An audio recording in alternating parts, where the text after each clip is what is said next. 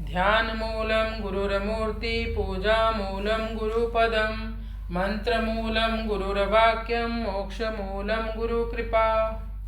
सभी हरिभक्तों को राधे राधे। श्रीमद् भगवद गीता अध्याय 9 श्लोक संख्या 7। सर्वभूतानि कौन्तेय प्रकृतिं यान्ति मामिकाम् कल्पक्षय पुनः तानि कल्पादौ विसृजामि अहम्। सर्वभूतानि कौन्तेय प्रकृतिं यान्ति मामिकाम् कल्पक्षय पुनस्तानि कल्पादौ विसृजाम्यहम्। हे अर्जुन, कल्पों के अंत में सब प्राणी मेरी प्रकृति को प्राप्त होते हैं, भगवान कहते हैं, अर्थात प्रकृति में लीन हो जाते हैं, और कल्पों के आदि में उनको मैं फिर से रचता हूँ, उनकी उत्पत्ति करता हूँ। भगवान कहते हैं, हे कुंती नंदन, प्रकृतिम यान्ति मामिकाम, मेरी प्रकृति में सभी लीन हो जाते हैं। भगवान की प्रकृति है।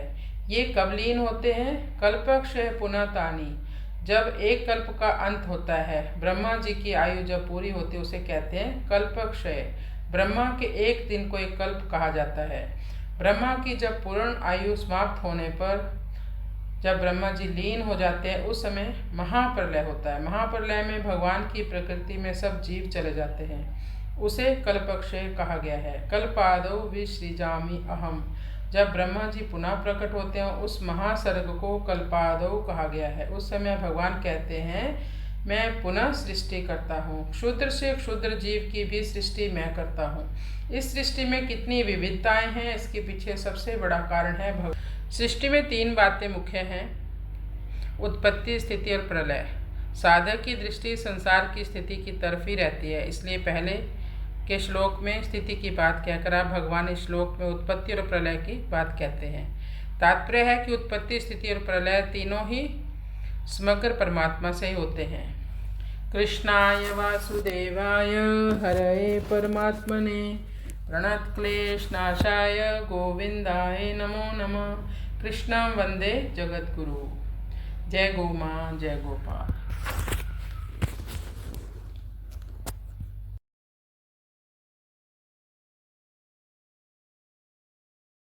और महाप्रलय के समय इसके बिल्कुल विपरीत घटनाएं घटती हैं। सबसे पहले जो पंचभूत शरीर है वो तन्मात्रा में विलीन हो जाएगा, तन्मात्रा अहंकार में, फिर अहंकार महातत्व में, महातत्व प्रधान शरीर में, फिर प्रधान भगवान के शरीर के भीतर चला जाता है, और जीव आत्मा भी अपने कर्मों के लेखे जोखे की गठरी को लेकर चली जाती है, और फिर जब अगली बार सृष्टि होगी तो पुनः आत्मा को आना होता है।